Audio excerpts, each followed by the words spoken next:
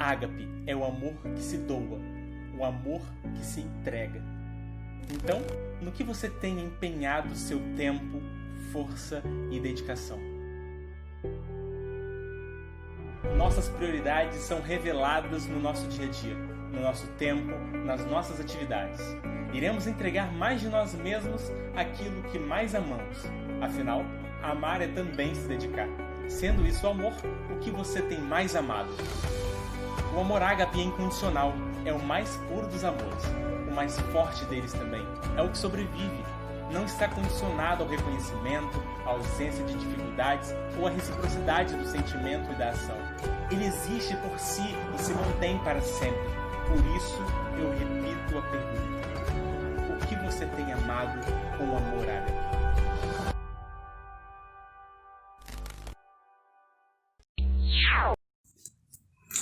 Fala galera do Mosaico, tudo bem? A pedido do Mateus, rapidinho, 5 minutinhos. Deus é amor? Lógico. Gente, não tem outra coisa que me faz olhar para a cidade, olhar para a igreja, olhar para a sociedade e continuar fazendo o que eu faço, investindo em vocação, investindo no ensino, do voluntariado, do impacto social, engajamento com negócios sociomissionários. Se não fosse somente uma coisa: Deus é amor. O ser urbano precisa de amor. De qual amor? Do amor de Deus. Nossas ruas, nossas avenidas, a nossa estética urbana precisa de amor. Qual amor? O amor de um Deus que tem os seus afetos extremamente organizados, extremamente bem delineados. Enfim, nosso Deus é um Deus que é poeta. Ele tem um coração de artista. Ele ama como um amante apaixonado. Ele ama como um pai. Como Paulo diz, né? Ele derrama bondade que é expressada como carinho de uma mãe.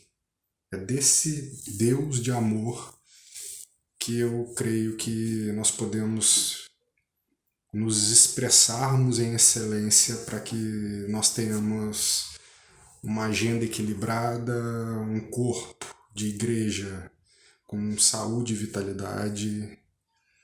Só o amor, somente do amor pode proceder tudo aquilo que nós precisamos para dialogar com a cidade. Enfim, acredito que essa pandemia falou muito sobre isso para todos nós. Não é à toa que em momentos como esse essa pergunta voltou e voltou de maneira tão agressiva.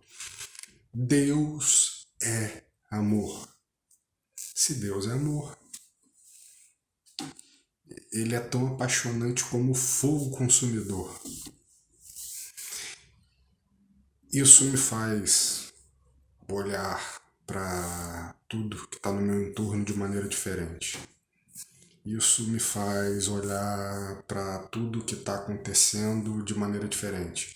Isso me faz, por exemplo, entender a mente de Karl Barth, que, afeiçoado pelo amor de Deus, aplicou reformas trabalhistas. Isso me faz olhar para a vida de Bonhoeffer e entender como alguém ficou de pé em meio ao regime nazista. Isso me faz olhar para a vida de Lutero e entender o que ele topou de perseguição para poder caminhar firmemente sem dobrar. O amor de Deus.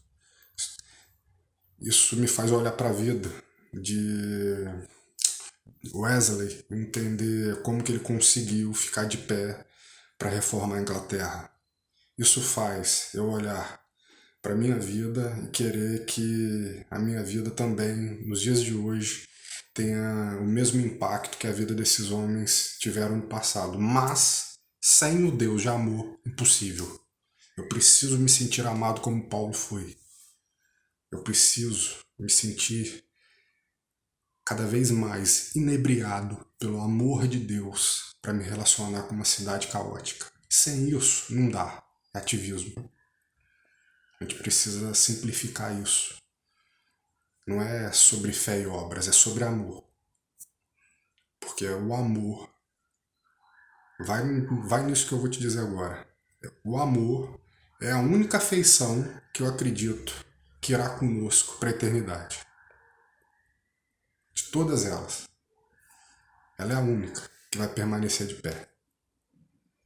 Então, nós precisamos de amor para dialogar com a cidade. Por quê? Se não tiver amor, a gente simplesmente é um barulho, como diz 1 Coríntios 13. Só o amor transforma, redime e cura. Até a cura, a palavra cura, a gente precisa repensar ela a partir da lógica do amor. O que é a cura para você? A cura das cidades? O amor. Pense sobre o amor. Bom dia, boa tarde, boa noite. Não sei que horário você vai estar assistindo a gente, mas hoje a gente veio fazer com vocês o nosso estilo Covid, o nosso mosaico. E para começar, eu queria primeiro falar que a gente está sem máscara, mas a gente está num distanciamento apropriado. Foi medido, remedido e medido de novo, 1,5 m. Então tá tudo certo para quem os preocupados e os curiosos. Então vamos lá, vamos começar então com a apresentação desses nossos dois protagonistas que estão aqui com a gente hoje. Quem vai se apresentar primeiro vai ser a Martinha. Ela vai falar para vocês um pouco do que ela faz, quem ela é, com o que ela trabalha, para vocês poderem entender qual é a nossa ideia hoje. Boa noite, Duda. Boa noite. Bem, meu nome é Marta, mas todos me conhecem como Martinha, né? É assim que eu gosto de ser chamada. Eu sou casada, tenho 2 filhos, sou presbiteriana, pertenço à Igreja Presbiteriana de Vitória e atuo como missionária voluntária no sistema prisional do Estado do Espírito Santo há aproximadamente 20 anos. E nesse trabalho eu encontrei a identidade para a minha vida com Deus, né, de expressar o amor de Deus nessa atividade. Muito obrigada, Martinha. Então agora quem vai se apresentar pra gente é o pastor Kenner, para vocês de novo entenderem também o que ele faz, quem ele é, onde ele atua. Boa noite, Duda, Martinha e a todas e todos vocês que estão aí nos acompanhando. Meu nome é Kenner, costumo me chamar de Kenner Terra nas redes sociais, a gente usa o nome Kenner Terra. Nome artístico, será? E eu também sou casado, tenho 2 filhos, o Roger, de 6 anos, a Beatriz, de 9 anos. Eu sou professor na Faculdade Unida de Vitória. Eu também coordeno e caminho com o fórum nós chamamos de Fórum Evangelho e Justiça.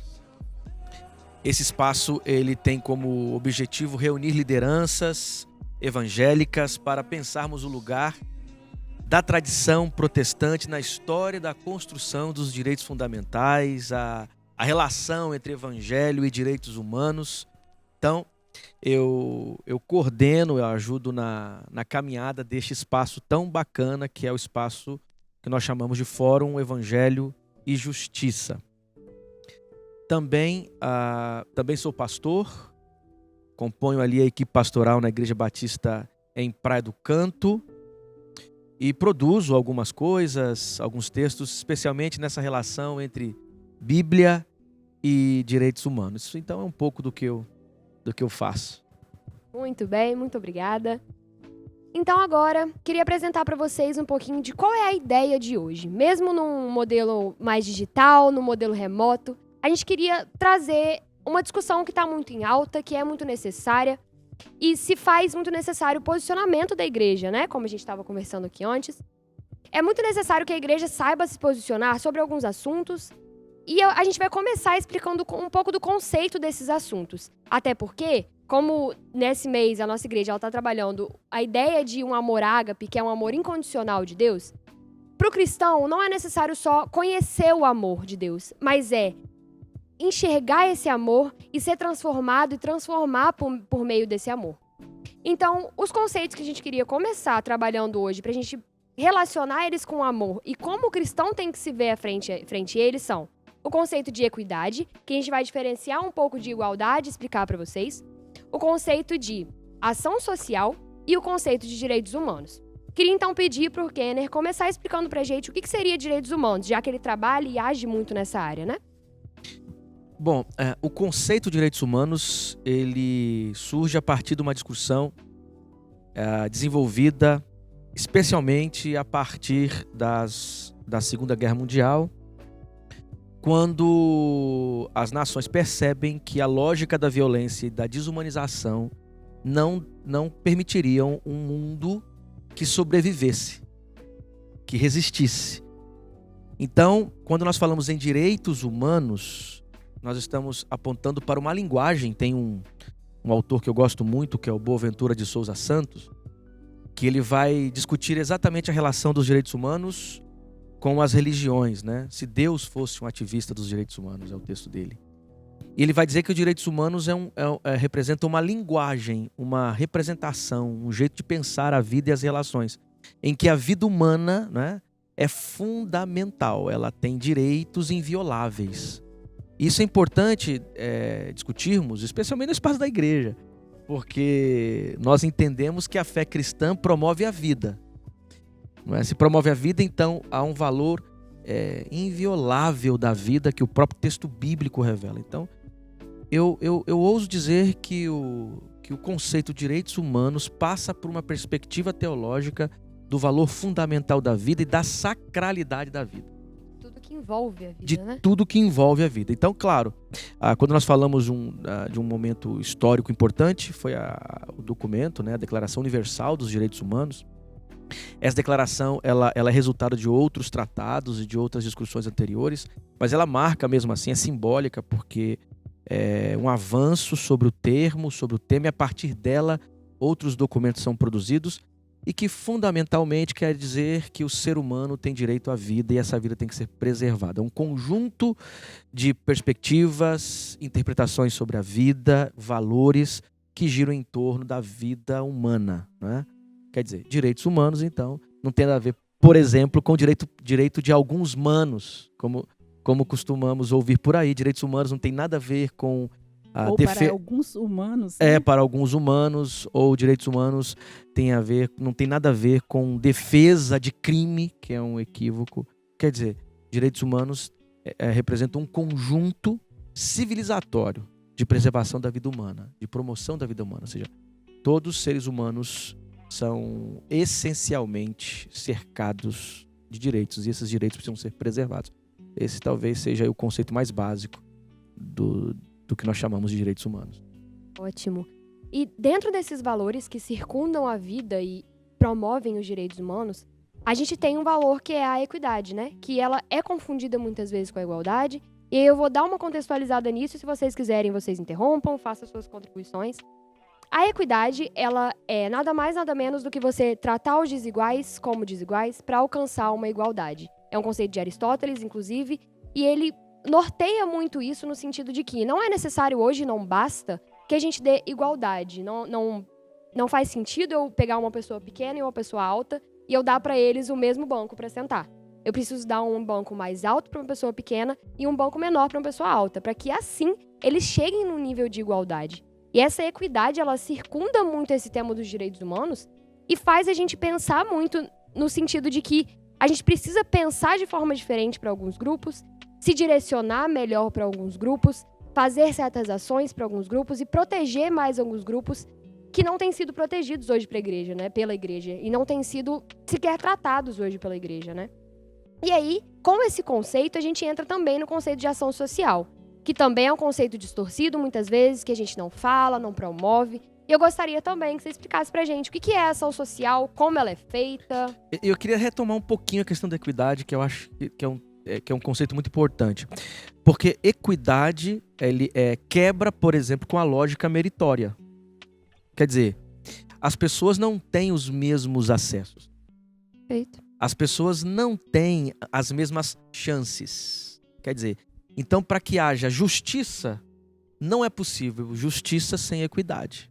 Quer dizer, eu não posso colocar para disputar grupos com acessos diferentes. Então, você muda os lugares, dá mais para quem precisa e permite, então, que haja justiça. E isso é muito bíblico.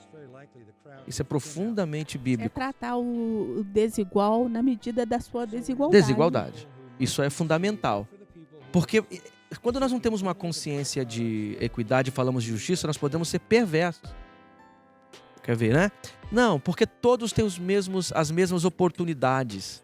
Aí o cara quer discutir cotas, quer discutir educação pública. Não só discutir, como deslegitimar, né? Deslegitimar. Falando em justiça. Não, nós dois, nós temos a mesma quantidade de mãos, de pernas, estamos no mesmo Brasil, só que nós estamos num Brasil profundamente desigual. Nós temos vários Brasis Exatamente. dentro do próprio Brasil, Exatamente. né? Então, justiça sem equidade não é justiça. Não é possível a promoção de justiça sem equidade. E isso já aponta para uma questão vinculada à justiça social, à ação social, ou preocupação social. O que isso tem a ver? Tem a ver com a capacidade de perceber que o mundo tem funcionamentos, estruturas que promovem violências, que promovem desumanizações. Quer dizer, lendo de uma forma teológica, nós costumamos falar no pecado pessoal, né? No pecado moral, no pecado individual. Mas quando nós olhamos o funcionamento do mundo, há uma lógica pecaminosa nas estruturas. Uma estrutura que promove, por exemplo, o acesso livre para um grupo muito pequeno e restrito para um grupo muito maior. No tempo de Jesus era parecido. A sociedade era estruturada especialmente numa lógica escravocrata. Mais de 70% da população ela era considerada escrava. E havia uma pequena aristocracia que tinha acesso a tudo, e inclusive ao direito realmente, né? Quer dizer, Jesus vem e faz o quê? Ele denuncia e fica do lado exatamente desta parcela oprimida. Quer dizer, isso é uma preocupação social, isso é justiça social, isso é ação social. É uma desconstrução de paradigmas, né? Que Jesus vem fazer exatamente essa desconstrução do que é posto. Exatamente. Quer dizer, então, o que seria uma ação social? O que seria uma justiça social? O que seria a preocupação social, etc. Essas coisas todas se fundamentam na capacidade de compreendermos o funcionamento do mundo. Quer dizer, sob uma cosmovisão cristã. Sob uma cosmovisão cristã. Não é possível ser cristão, não é possível seguir a Jesus e não ter uma preocupação séria como o mundo funciona. Até porque a gente, com esse momento que a gente está vivendo, a gente vê cada vez mais como o ser humano é um ser social, não só um ser social, mas um ser que precisa da sociedade. Ele precisa dessa sociedade para viver, para conviver, para se localizar, para evoluir. A gente viu que sem sociedade a gente não é ser. A gente não consegue, a gente ficou limitado, muita gente perdeu casa, perdeu as coisas, porque não dá, não existe funcionamento. Então não é possível ter uma cosmovisão sem a gente enxergar e compreender o que nos faz ser, né? Que é essa sociedade, que é esse conjunto, essa comunhão. Mas é interessante isso, porque é o seguinte: para alguns, ao ouvirem isso, dá um incômodo. Porque diriam o seguinte: ué, mas e a questão do céu? Não é? Quer dizer, nós não estamos aqui para nos prepararmos para o céu? E, né? Pastor Kenner, é interessante você chamar a atenção para essa questão do céu, porque nós utilizamos a vitimização. No mundo tereis aflição. Utilizamos até a própria Bíblia para legitimar mais a pobreza, né? Mais os que vivem à margem. Então, olha, não se preocupe. No mundo tereis aflição, mas tem de bom ânimo. Então, é uma desconstrução, às vezes, do que realmente é colocado por Jesus Cristo. Nós realmente teremos aflição, mas acontece, isso é o que Jesus queria, é o que Deus quer para nós como contexto de vida? Será que é isso que nós, como cristãos, nós temos que legitimar isso? Exatamente. E quando você... Eu aponto para essa questão do céu também, Martinha, pelo seguinte: porque há uma ideia de que a função da igreja, a função daqueles que querem seguir a Jesus, é levar as pessoas para o céu. E ponto. E ponto. Só. Até usam o termo, né? Reino dos céus, que Mateus usa, e criam a compreensão de que este mundo aqui não importa realmente. a não ser para me preparar para o céu. Isso é um grande equívoco, profundo equívoco, porque não é possível pensar Bíblia hebraica, movimento profético, discurso sobre o reino de Deus, até mesmo o Apocalipse de João. Não é possível pensar esses textos todos sem considerar uma preocupação profunda com justiça social. Porque justiça, na Bíblia hebraica, por exemplo, tem relação com o funcionamento ordenado, justo, amável, igualitário, com equidade entre as pessoas. Na Bíblia hebraica, você tem lá uma centena de textos em que Deus mostra-se declaradamente preocupado com 3 categorias, que são categorias importantíssimas em termos de fragilidade social, não é? O órfão, a viúva e o estrangeiro. E quando você ouve falar da santidade de Deus, não é uma santidade que está no céu. A santidade de Deus se dá exatamente em cuidar destes grupos. A justiça de Deus não está em aplicar a lei, mas sim em libertar esses grupos. Cristo, quando fala de reino de Deus, a mesma coisa. Então, o céu se torna para nós uma espécie de modelo. Quer dizer, eu olho para o projeto que o céu revela e desejo que este modelo se expanda, se realize aqui. E aqui, no funcionamento injusto das coisas, revela-se o que é o mal, o pecado contra o qual devemos nos colocar. Então não é possível pensar a igreja, não é possível pensar fé judaico-cristã sem uma preocupação séria com a maneira como o mundo funciona. Porque a maneira como o mundo funciona revela exatamente o contrário da vontade deste Deus que fala do seu reino. Então, usar a expressão justiça social, ou ação social, ou preocupação social, quer dizer, isso tudo tem a ver com levar em consideração o próprio projeto do Evangelho. Além disso, né, o indivíduo, por ele ser social, o cristão, é minimamente plausível que se pense que uma sociedade com muitos cristãos tem que ser algo mais parecido com o céu possível. E a gente vê muito o contrário. Aqui no Espírito Santo, por exemplo, a gente tem uma taxa altíssima de cristãos e, ao mesmo tempo, uma das maiores taxas de feminicídio que existe, uma das maiores taxas de encarceramento, uma das maiores taxas de violência contra a mulher. Então, isso é, no mínimo, implausível, né? E uma coisa que eu costumo dizer muito é que se fosse pra gente só ser salvo e ir pro céu, se isso bastasse, a gente ia ser salvo e morrer. Ser salvo ia ser arrebatado, ia ficar só a roupa e a gente ia sumir. Ou leríamos Jesus só nascendo e ressuscitando, né? Eles esquecem os anos que Jesus andou na Palestina, as pessoas com as quais ele lidou, conversou, se preocupou, os milagres que ele fez, ou seja, toda a sua existência como transeunte naquelas cidades é um processo pedagógico que nos aponta para o que devemos ou com o que devemos nos preocupar. Sim. A igreja, Duda, a igreja hoje, neste contexto que nós vivemos, e em especial no Espírito Santo, quando nós falamos de cristianismo, a mim traz uma preocupação, né? Principalmente hoje, qual o papel do cristão dentro da sociedade? Nós estamos assim, a nossa prática cristã, ela é muito dissociada do que as escrituras nos traz sobre os ensinamentos. Quando você fala que Jesus Cristo caminhou, e Jesus Cristo, ao trazer as suas mensagens, ele trouxe na prática para nós, com exemplos, né? Quando ele traz a desconstrução de um preconceito com a mulher samaritana, né? Quando ele trata da questão do adultério, né? Ele chama as pessoas a lançarem a primeira pedra. Então, são várias leituras. E hoje, nós como cristãos, nós estamos muito mais para aquele grupo que joga a primeira pedra.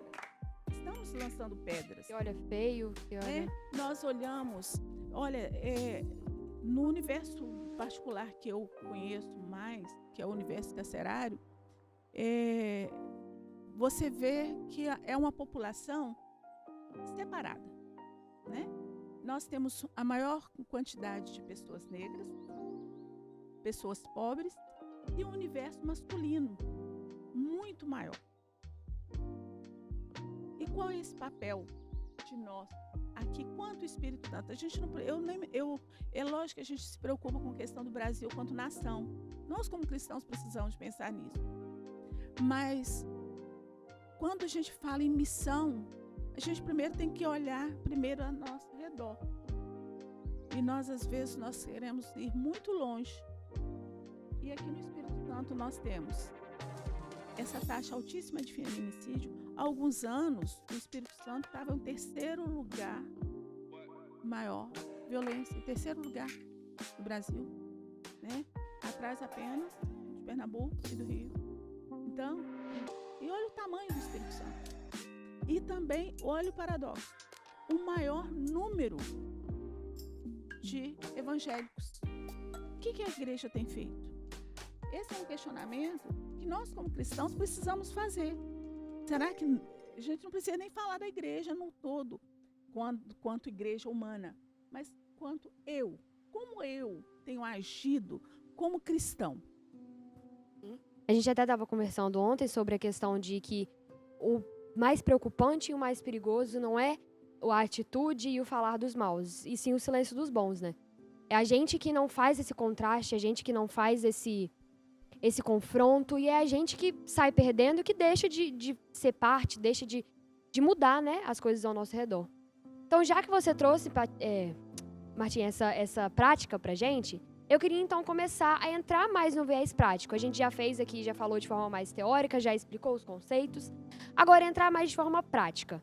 Como que na vivência de vocês, e aí quem quiser falar primeiro pode tomar a frente, como na vivência de vocês e como vocês enxergam que na prática a gente pode colocar isso mesmo na nossa vivência, sabe? Como que, as taxas de feminicídio estão altíssimas, mas como eu posso fazer alguma coisa? Como eu posso mudar isso, entendeu? Posso começar aqui, Martim, um pouquinho? O machismo, o sistema patriarcal, isso funciona nas estruturas, desde a linguagem. A igreja, a religião, ela pode, com o discurso, legitimar ou ajudar a enfrentar. Quer um exemplo? Eu sei que essa frase o pessoal usa muito, mas não tem noção o quanto ela é violenta, né? O sacerdócio do lar. O homem é o sacerdote da casa. A gente não tem noção o quanto essa expressão pode legitimar a violência. Primeiro que não é bíblica. Essa expressão não é bíblica. Essa é coisa inventada pela tradição. O que seria bíblico nesse sentido? Seria bíblico Efésios, capítulo 5. Que a gente separa o verso 21 do verso 22. Que diz assim: sejam submissos uns aos outros. Aí depois vem o verso 22. Homem, mulher, seja submisso aos vossos maridos. Ao vosso marido. Depois fala-se do homem. Quer dizer, junta os dois versículos. Onde está o sacerdócio? Em Cristo e em todos nós. E onde está a liderança? Nos dois, partilhando. Quer dizer, na lógica do texto bíblico, não há um sacerdote no lar. Há uma comunidade de sacerdotes e sacerdotisas que tem caminho direto a Deus. Só que quando você vai repetindo isso, você cria a ideia de que de alguma forma ser homem te coloca numa categoria acima. Isso é legitimar com a religião e com o símbolo religioso a violência. Eu estava conversando esses dias com uma amiga e ela começou um projeto, chama-se Preciosa, de pesquisa e acolhimento de mulheres evangélicas que são alvos de violência doméstica. E o número é gigantesco. Vocês não têm noção. Eu conversando um pouco com ela assim, eu fui entendendo mais a problemática do negócio, a profundidade do negócio.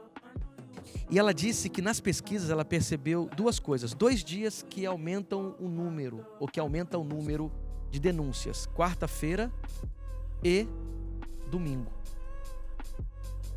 Por quê? Quarta por conta do futebol. Os caras ficam empoderados e se sentem...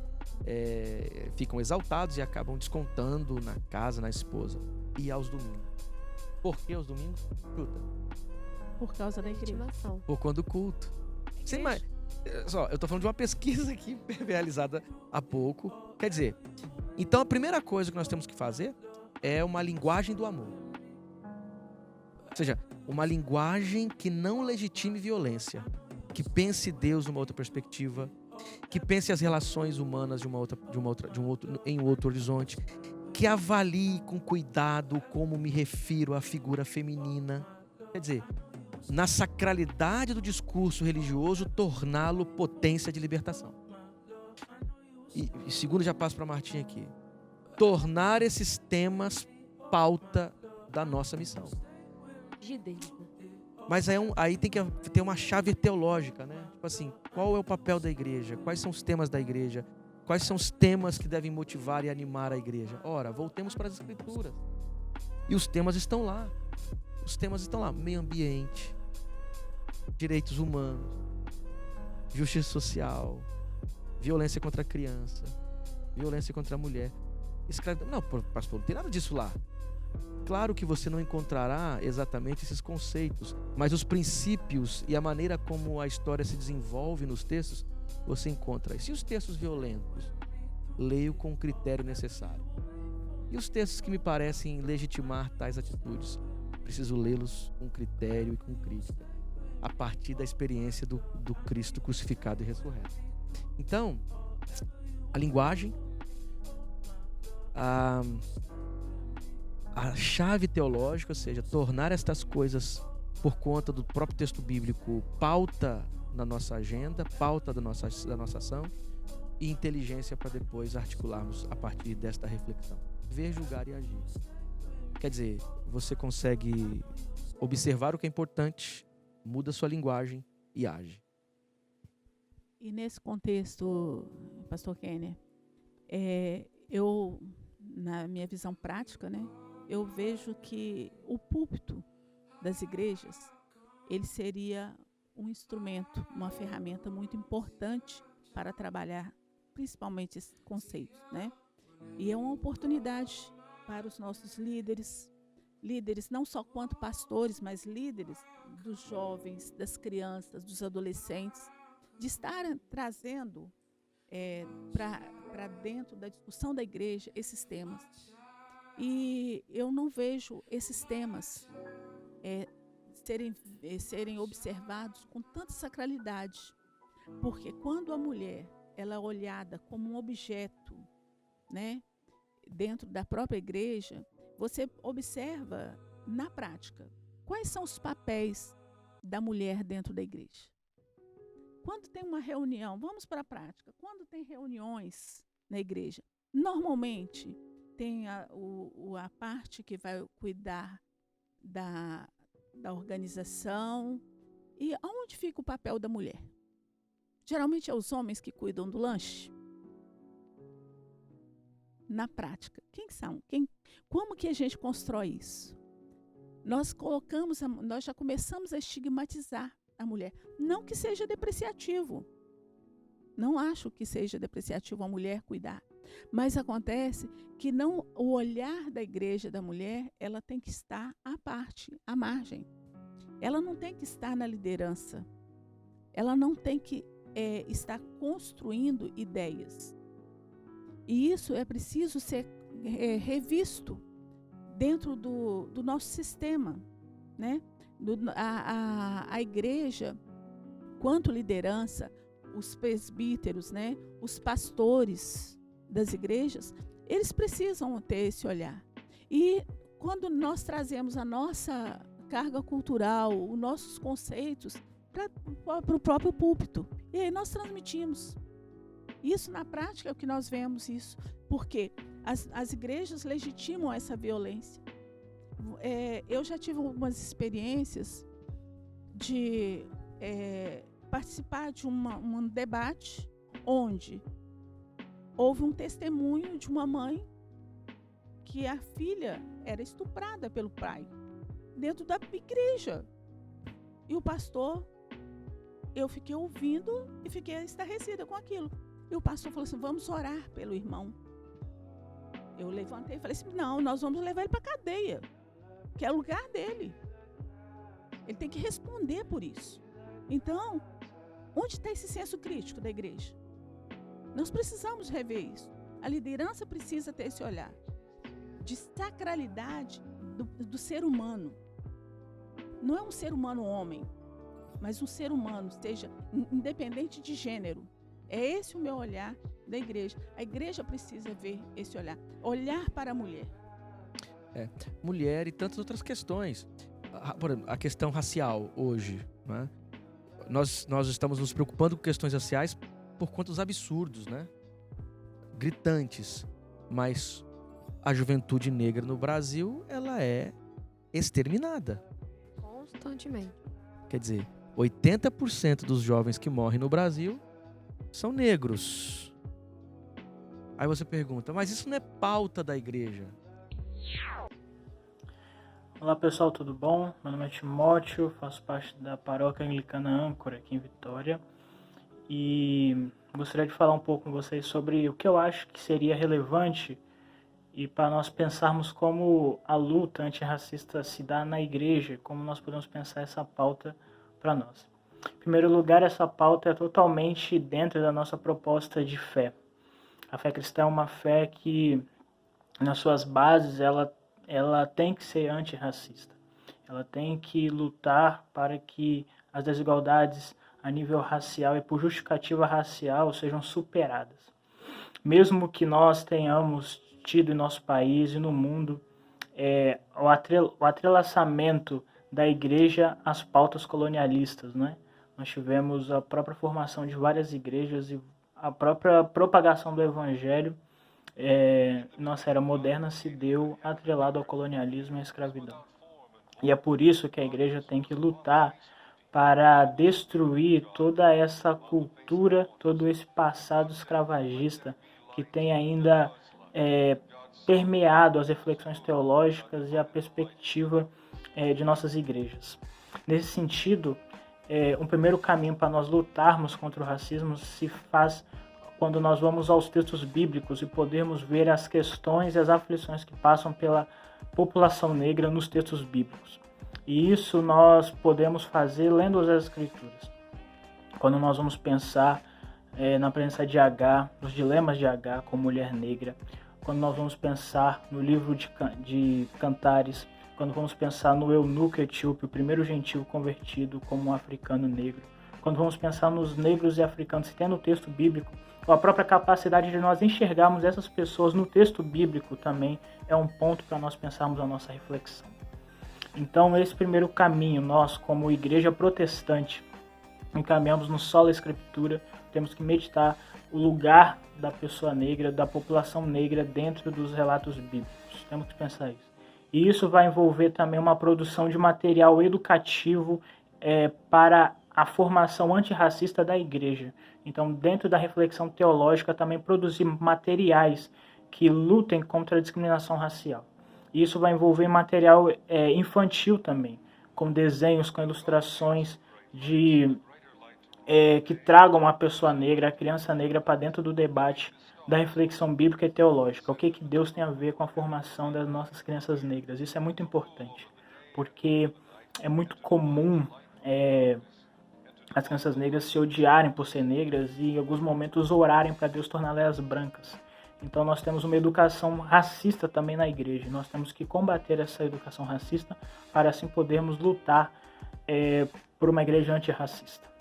Esse é um caminho necessário para a nossa reflexão. Enfim, acredito que é pelo caminho da formação e educação que vamos caminhar nesse sentido, de pregações, de leitura bíblica, de formação do povo nessa luta. E o incentivo também aos irmãos e irmãs da comunidade de fé para poderem se engajarem em pautas, em conversas, em disputas. Não é pecado nós cristãos e cristãs nos engajarmos na luta antirracista, em estarmos em movimentos sociais, estarmos em grupos para pensar essas questões, para entrarmos na universidade e discutirmos academicamente esses textos, para podermos ler as reflexões que foram feitas até aqui. Então esse caminho de formação, esse caminho de mudar a leitura da Bíblia e do modo como nós encaramos o nosso Deus diante do nosso cenário cultural e social brasileiro racista. Temos que pensar a partir dessas categorias para pensarmos uma igreja antirracista, para pensarmos uma igreja em que assume a missão de combater o racismo como um sinal visível do reino de Deus na Terra. Enfim, gente, é isso que eu queria deixar para vocês, essa reflexão. e sigamos em mais e mais reflexões sobre isso. Paz e bem. Ué, se isso não é pauta da igreja, o que seria? Inclusive, tem um relatório recente, né? Que inclusive a Unida deu como trabalho para os alunos, que é o Mug Pellegrini, né? Que colocando sobre uma estatística do crime, da violência, né? Infanto-juvenil. É o mapa da violência no Brasil. Isso, o mapa da violência. E ali você vê o tamanho, né? E aí eu me pergunto, qual é o posicionamento da igreja quanto agente social, né? Agente político, não político partidária, mas a igreja ela tem que se posicionar com relação a isso. E geralmente nós como cristãos evangélicos, nós temos assim, nós não vamos nos misturar. E aí nós deixamos a política à parte. Isso não é bem real hoje em dia, né? Mas no discurso isso é, né? No discurso nós não precisamos e não vamos nos envolver com política. Na prática isso não é bem real. E pensando em prática também, como fazer como se envolver, né? Vocês estão aqui numa juventude, vocês estão nesse bairro. Primeiro, vocês não podem conseguir, mas para mudarem o mundo todo precisam de alguma maneira olhar para esse bairro aqui. Quer dizer, às vezes a igreja está há 50 anos num bairro, não sabe nem quem é o seu vizinho. Eu lembro de uma história de um amigo meu que enfrentou assim a liderança da igreja dele, porque eles estavam reclamando que o pessoal do bairro não ia lá comprar coxinha na cantina que eles faziam para a construção da igreja. O bairro aqui não nos apoiam. Aí o meu amigo perguntou assim, mas quantas vezes vocês observaram os dilemas e as dificuldades dessas pessoas aqui? Quantas vezes vocês compraram a coxinha deles, né? Quer dizer, agora vocês querem que eles venham aqui e consumam a coxinha. A gente acha que a igreja é uma espécie de espaço para que as pessoas venham consumir os bens simbólicos que é que nós produzimos. E se for bom mesmo, até se converte. Quer dizer, o lugar da igreja, ela é, na verdade, o lugar de uma ceia. A igreja é ceia. Quer dizer, quando Jesus diz que ele é o corpo e o sangue, a igreja é o corpo nesse sentido. A igreja, ela é partida para as pessoas, ela se entrega às pessoas, ela se entrega à sua rua, ela se entrega aos problemas do esgoto do seu bairro, ela se entrega à violência contra as mulheres que acontecem do lado dos seus muros. Quer dizer, a igreja precisa ser tão presente no bairro a ponto da sua ausência ser percebida. Quer dizer, se sairmos daqui, o quanto fará a diferença? Né? Será que será percebido isso? Então, assim, então na prática, sabe, Marta, para a gente sair desse negócio de elucubrações conceituais, na prática, é só se perguntar assim, onde eu moro? O que eu tenho feito para o meio ambiente? Onde eu moro? Quais são as questões que esse bairro tem? Quais são os acessos que ele não tem? Quem mora aqui? Né? Quem são as mulheres desse bairro? Quem são as crianças desse bairro? Quem são os desempregados desse bairro? O que eu posso fazer? Não é? O que nós temos de saberes? Numa igreja você tem gente com uma diversidade de capacidades, né? Você tem médicos, você tem professores, você tem enfermeiros, você tem gente com uma formação muito importante, muito assim relevante. Quer dizer, o que isso pode servir à rua onde a minha igreja está? E a gente tem o costume de olhar a igreja também como a estrutura, né? Não, exato. A gente como igreja tem que fazer. Não, vamos fazer como igreja. Quando vocês levantarem, eu vou. Quando vocês começarem o movimento ali na rua, eu vou. A gente esquece que igreja é a gente. Igreja sou eu dentro de casa, igreja sou eu falando com o meu vizinho. Que hoje a maioria dos prédios, você não conhece os vizinhos, você não conhece o porteiro, você não conhece as pessoas que convivem, que passam na sua porta todo dia. Eu percebi isso na minha vida uma vez, quando eu tava em casa, eu tava sozinha. Aí, do nada, eu ouvi um grito. Um grito desesperado, um grito. Eu falei, gente, que é isso? Eu sozinha em casa, eu falei, Jesus, o que eu vou fazer? Aí, eu abri a porta pra ver o que era do outro lado. A mãe da mulher, que é a minha vizinha, né? Ela tava gritando, e a minha vizinha no chão, grávida, tendo convulsão. E eu não sabia o nome dela. Eu não sabia o que fazer. E eu deitei, eu tinha assistido vários episódios de Grey's Anatomy, tinha uma coisa só que eu sabia Era fazer. doutora, formada. Ela tava tendo convulsão, eu virei ela de lado pra ela não engasgar, que era a única coisa que eu sabia que eu podia fazer. E quando eu fui chamar o SAMU, ligar pro SAMU, eu não sabia o nome dela. Eles falaram, me passa os dados. Eu tive que chamar, acalmar a mãe dela pra perguntar o nome, porque eu não sabia o nome dela. Então eu parei pra pensar, assim, que ela tá na minha frente, eu não sei o nome dela, eu quero me preocupar com quem tá passando fome na África e eu não faço nada aqui? Como é que eu vou mudar lá? Sabe? Não consegue mudar, porque a gente fica esperando essa ação como igreja, a gente fica esperando o mês de missões pra gente contribuir, enquanto a gente não faz aqui. E aí você traz, né, o conceito, né, sociológico da invisibilidade, né? Às vezes nós estamos muito preocupados academicamente com vários conceitos e nós temos pessoas invisíveis do nosso lado. Não é invisibilidade étnica, racial, né, e nem social, mas às vezes da comunhão. Nossos colegas, nossos vizinhos, né? Porque a gente pode dar uma amplitude para esses conceitos, né? Não aqui não é um fórum acadêmico, a gente pode às vezes estar diversificando, né? Sim. Então, porque às vezes o nosso olhar, né? Nós fechamos. E quando a gente fecha, a gente perde a oportunidade de observar vários pontos que são tão relevantes quanto essa questão da visibilidade do outro, o olhar que eu vejo o meu próximo, o olhar que eu vejo a natureza, o meio ambiente. Nós vivemos num estado lindo e que está sendo destruído. Eu moro em Ponta da Fruta. Eu sou apaixonada. Ali é um lugar que Deus me deu um presente, um antigo pedaço do céu para mim. Mas me causa lágrimas. Por quê? Porque eu não vejo o agir da igreja. Quantas igrejas, sabe por quê? Existe uma destruição gradativa de toda a área de destino. Existe uma destruição do meio ambiente. As pessoas, nós não temos como igreja, seria uma oportunidade. Vamos pegar esses jovens, igual aqui, essa igreja tem um jovem. Como que você falou comigo? Como agir? Vamos fazer uma tarde de meio ambiente? Vamos pegar, distribuir, explicar. Olha, não leva, vamos limpar, recolher, né? Agir como igreja. Põe uma camiseta e coloca, né, um slogan lá, vocês são muito criativos. Jovem é muito bom, né? Eu também sou jovem, de outra geração. Então, nós temos essa oportunidade, essa dinâmica de chegar perto. E uma outra coisa que agora não é momento, que é a questão da Covid nos impede dessa proximidade, né? Mas, às vezes, nós queremos viver com o outro, mas de uma forma tão distante.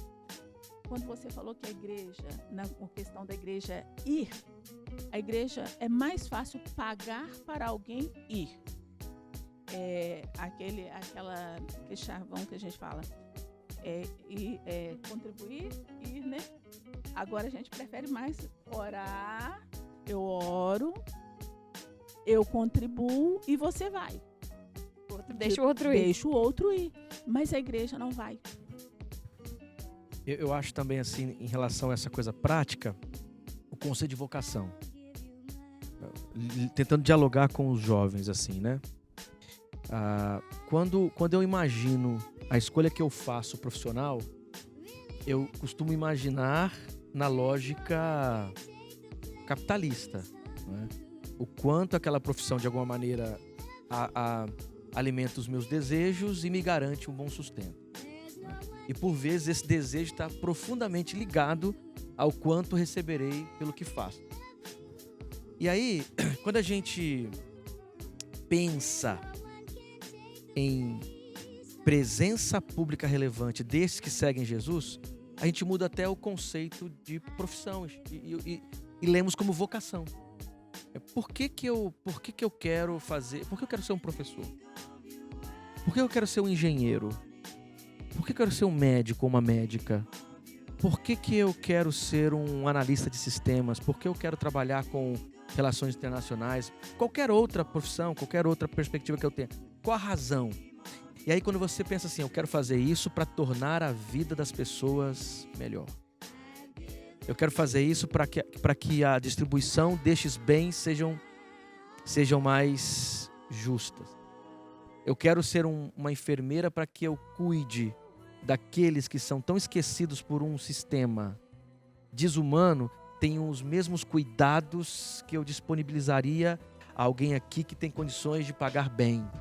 Quer dizer, a lógica da minha vida e da minha profissão como uma vocação também é um instrumento prático para promoção disso. Quer dizer, eu conversava outro dia com um pessoal que pensa a estratégia para a vida a partir dos direitos humanos. Quer dizer, por que eu escolho por esse tipo de investimento? Por que eu escolho por esse tipo de relacionamento? Não porque eu tenho algo a receber, mas porque juntos e através desta minha escolha eu poderei promover direito. Você tratar as coisas assim, né? Você querer o bem do outro, promover os direitos, além da gente atingir o objetivo social que a igreja tem, apesar de ser mais trabalhoso, é um caminho muito mais atrativo e convidativo para chamar as pessoas a Cristo. A gente pensa que não, que a gente tem que sair falando o que a pessoa tem que fazer e assim ela vai encontrar Cristo. Mas você mostrar para ela a beleza de Cristo, o amor de Cristo e como isso se transverte e se transforma em ação, você atrai e chama muito mais as pessoas para perto, né? E uma coisa que, conversando, eu estava pensando aqui, é que a gente tem também que, como igreja de forma geral, parar de colocar bandeiras e emblemas nas coisas, né? A gente passou a chamar ações, não, essa ação aqui, e isso aqui que eu vou fazer, isso aqui é de direita, isso aqui é de esquerda, isso aqui é de socialista, isso aqui é de capitalista. Que bom que você falou isso. Porque a gente às vezes tem medo de ter ações, a gente tem medo de, não, eu quero defender essa população aqui, não, mas se eu defender, eu vou ser visto como socialista, ou eu vou ser visto como capitalista, e não é essa visão que a gente tem que ter. A nossa visão tem que ser de reino, tem que ser de que fazer o bem ao outro é princípio. Fazer Sim. o bem ao outro é basilar do cristianismo. Então, se a gente fica preso nessas bandeiras, a gente não faz. A gente não sai do lugar, A gente começa a estigmatizar, né? E o medo faz. Vou passar para você. Porque isso me é muito caro. Isso me é muito caro porque eu acho que nós vivemos um período muito complicado. Tá muito difícil viver o evangelho. Não é porque estão nos perseguindo, não. Porque nós somos muito tolos. Porque nós somos tolos. Quer dizer, nesse dualismo besta de esquerda e direita, a gente perde de vista o que realmente importa é o evangelho. Verdade, concordo. Então, assim, preocupação social, luta por direito, preservação da vida, justiça, isso não tem nada a ver com horizonte político partidário. Se você lê Amós, eu gosto de dizer isso, claro que é uma redundância, é muito superficial, mas para quem conhece Amós, o capital não é tão importante. Ele ajuda a interpretar a realidade, mas não quer dizer que perceber a vida e os dilemas da vida e falar de justiça e direito, isso não tem nada a ver com direita ou esquerda. Isso tem a ver com o evangelho. Agora, existem teorias filosóficas que podem te ajudar a compreender o funcionamento do mundo, mas necessariamente não é porque você as utiliza que você é ou da direita ou da esquerda.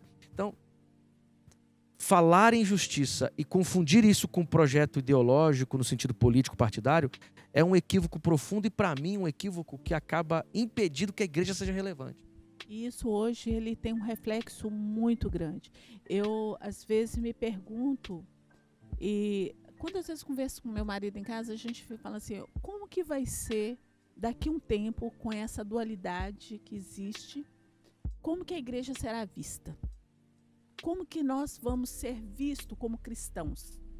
Nós vamos atrair ou vamos rechaçar mais as pessoas? Porque o nosso testemunho tem deixado muito a desejar. Porque a própria igreja, ela está dividida dentro dela, né? Onde cada um começa, ao invés de ver um projeto de Cristo na terra, de ser um exemplo, de viver o evangelho, de ser um discípulo de Cristo, que é o nós somos. Nós precisamos exercitar.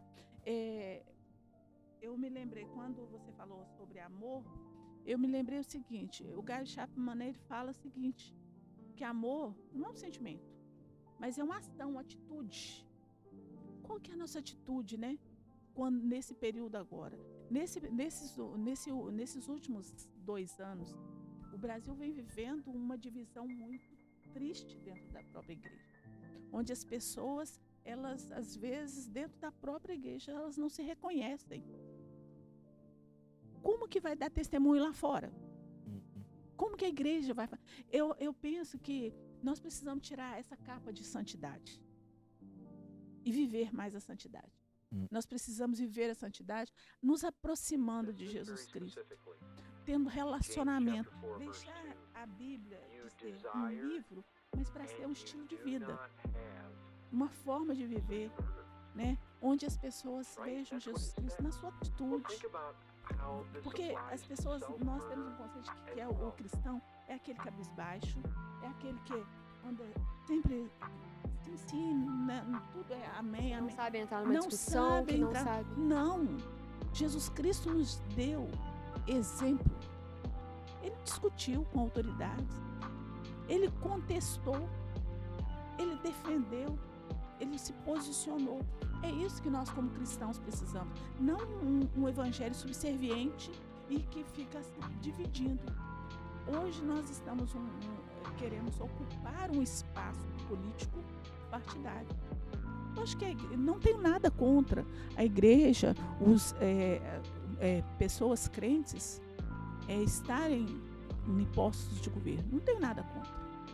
Mas eu tenho contra quando eles levam o título para defender um posicionamento.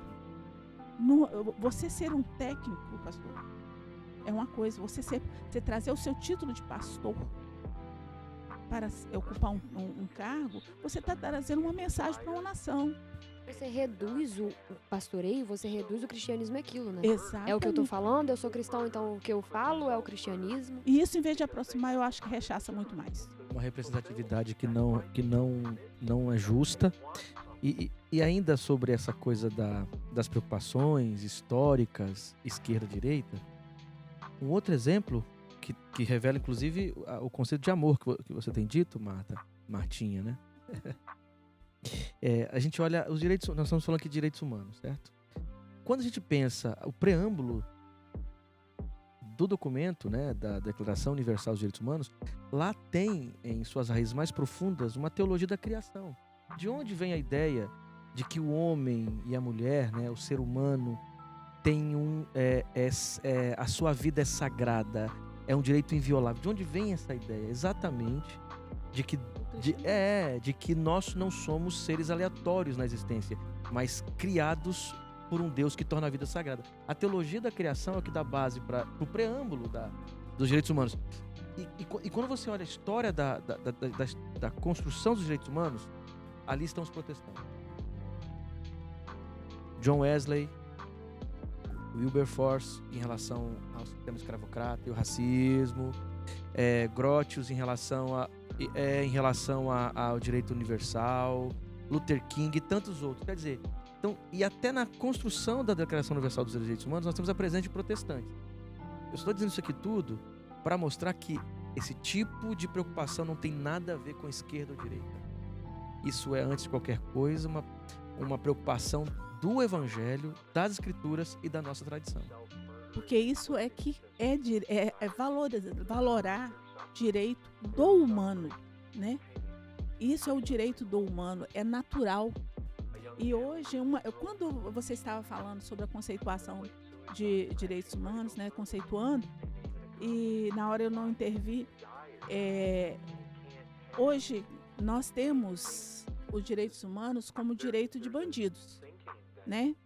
E isso não passa pelo senso comum só da sociedade no geral, mas da sociedade da igreja, dentro da sociedade cristã. Então, o conceito de direitos humanos é um conceito de ser comunista, de ser esquerda, totalmente equivocado. Por isso que quando eu abordei a questão da liderança, ter um processo de educação, porque a igreja, as escrituras, ela nos motiva a educar, né? E educar para o seu contexto atual, para o seu mundo, no seu contexto que você está vivendo, né? Não assim, nós vivemos do passado ou vivemos elucubrando um futuro. E o presente nós deixamos. E isso é importante, né? Para a questão de direitos humanos, a questão da prática do amor, do exercício desse amor no nosso dia a dia, né? Esses conceitos, eles precisam sair do papel, da abstração e passar para a prática. Isso, a igreja, ela tem um papel fundamental de ocupar esse espaço na sociedade, exercitando esses conceitos. E, Martinha, para a gente passar agora para a gente ir caminhando para o nosso final e passar agora para um conceito mais prático, individual, eu queria só apontar a questão de que, além da gente não ter que se preocupar com bandeiras, porque isso é basilar do próprio cristianismo e de quem a gente tem que ser, é muito importante que a gente, como cristão, e a gente, eu falo vocês, não sei se vocês se incluem, mas vamos ver, a gente vai conversar, eu me incluindo, acho que a gente precisa começar a enxergar que a gente precisa estar nos lugares de protagonismo. O cristão, ele costuma falar muito que, não, mas a gente tem que derrubar esses filmes que não falam sobre Jesus, que tem uma mensagem que a gente não concorda, que tem um valor que a gente não concorda. E a gente não entende que para um filme passar a não ser assim, a gente tem que ter cristãos capacitados que sejam editores de filme, que sejam diretores de filme, que sejam atores de filme. Pra gente ter programas de televisão que passam nossa cosmovisão, a gente tem que ter apresentadores cristãos. Então a gente tem que começar a se capacitar e agir. Então, pra gente finalizar e fazer nossas considerações finais, eu gostaria que cada um de vocês falasse um pouquinho de como a capacitação de vocês e a vida profissional de vocês, como vocês fazem isso na vida profissional. Sabe, como você lida com isso com a população carcerária, como você lida com isso sendo professor, como que vocês encontraram esse protagonismo dentro do cristianismo fazendo o que vocês fazem hoje?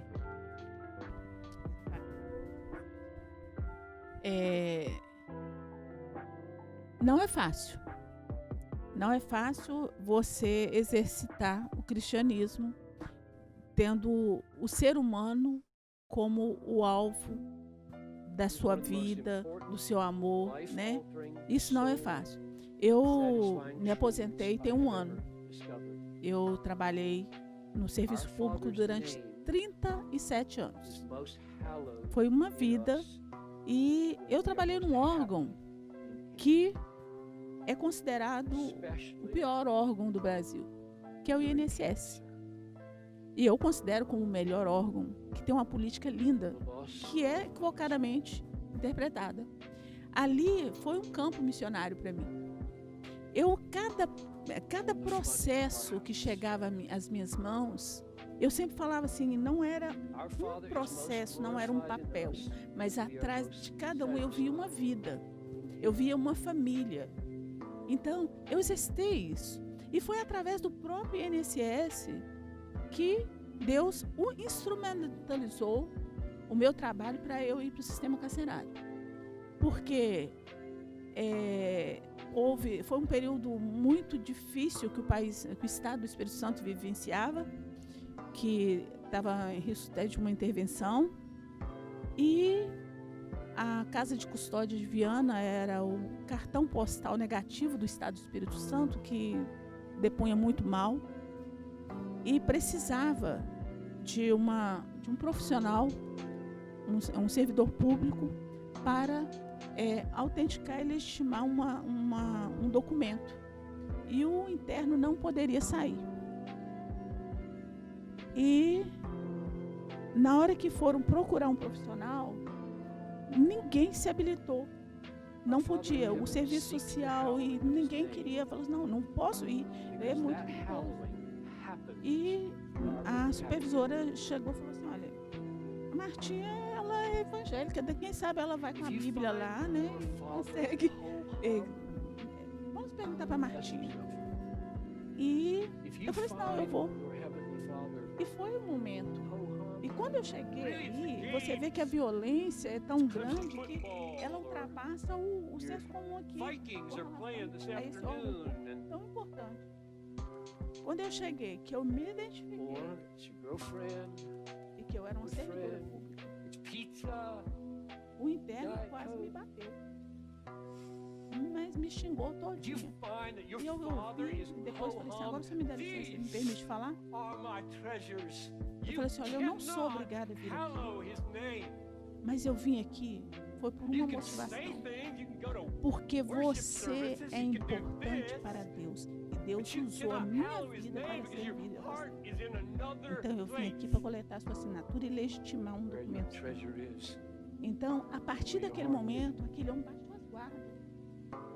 Então, a minha vida dentro do serviço público, eu migrei depois, fui requisitada pela Advocacia Geral da União, né? Trabalhei os últimos anos na Procuradoria Federal e ali também exercitei, né? Junto com os meus colegas, e sempre falei o seguinte: Jesus, aqui é um instrumento que Deus me permitiu para exercitar o Evangelho.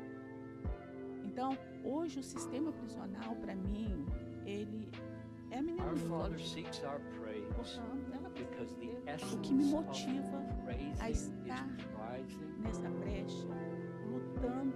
Or our Não Father por seeks um our direito de praise algum. because the very Hoje eu tenho uma visão heart assim, bem mais of praise ampla is em finding relação pleasure ao sistema in prisional, its sabe? supreme value. Eu penso And if que that is a missing, gente... praise Eu is passei 20 anos pregando dentro do sistema prisional. the ultimate aim of your Mas eu acho que a adoption gente into que God's está num family momento in que Christ hoje eu estou is estudando para His isso, glory. para poder capacitar, para ajudar as pessoas de uma forma mais racional The a se ultimate posicionar aim em of your defesa, adoption para o evangelho ser mais God's eficaz. no ordinary Porque family. às vezes nós só levamos a palavra e ela é eficaz, Bring glory mas to nós your no não, ordinary Father não ensinamos through being eles glad exercer o in Him direito. more than you're E glad nós somos in muito your life. cabisbaixos. E a igreja, ela tem que se posicionar, né? Se posicionar dentro do sistema prisional, se posicionar na questão de todas essas áreas que elas são tão caras para o evangelho. Até porque, né, onde superabunda o pecado, superabunda a graça. Então a gente não fala aqui de não punir, de não corrigir, Não, de jeito nenhum. mas também de não desumanizar. A gente ir atrás Ter da um olhar humanização, um olhar Para para essas ele. pessoas. Assim, lugar de protagonismo. Ok. Eu acredito sim que pessoas animadas pela ética do evangelho devem ocupar espaços. Mas quando nós olhamos hoje a visão de evangelho que habita a nossa nação, eu tenho muito medo quando estes ocupam os espaços. Então, para ocupar espaços, eu preciso afinar as motivações e os horizontes e os pressupostos que me levam a ocupar esses espaços, né? Então, a gente precisa fazer um dever de casa primeiro, porque esse conceito, né, é um conceito muito forte, um conceito que tem se tornado muito popular aqui no Brasil, mas já é um conceito antigo, cosmovisão, né? A cosmovisão cristã, a visão de mundo cristã, que não seria sinônimo de impor sobre o Estado, de impor sobre os setores os valores morais evangélicos, por exemplo, né? Eu serei um juiz, eu serei um professor e eu vou agora lá falar de Deus para essas pessoas, né? Quer dizer, eu vou falar de Deus para essas pessoas fazendo com justiça, Através das ações. fazendo com honestidade, olhando para as pessoas mais do que instrumentos do seu próprio interesse, mas sim lugares, espaços onde o amor de Deus habita. Então, assim, eu acredito que a ideia na prática de ocupar espaço, sim, na cultura, na arte, no teatro, nas ciências, de gente animada pelo evangelho. Mas para quê? Primeiro, para preservar, por exemplo, o Estado Democrático de Direito e não o contrário. Não implantar mais uma ditadura. para garantir liberdades. Quer dizer, de certa forma, como se o evangelho fosse exatamente a promoção da justiça. Se eu faço assim, então eu vou para esses espaços e ocupo com beleza, com eloquência, com sabedoria, o artista evangélico, né?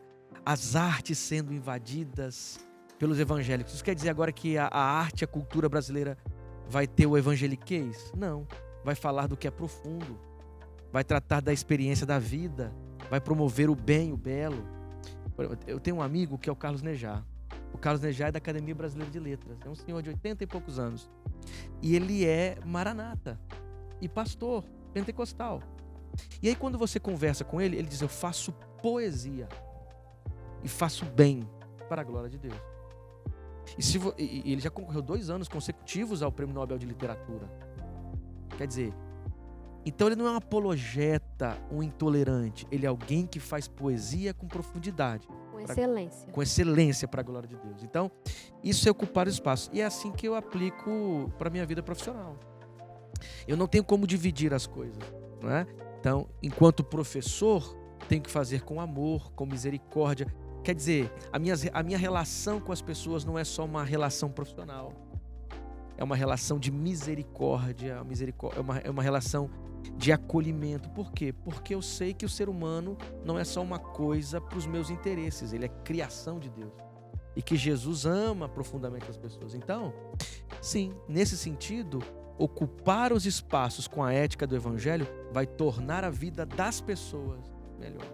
Não acredito que devemos ocupar os espaços para impor uma tradição religiosa, para impor valores morais religiosos, para impor interesses institucionais da igreja.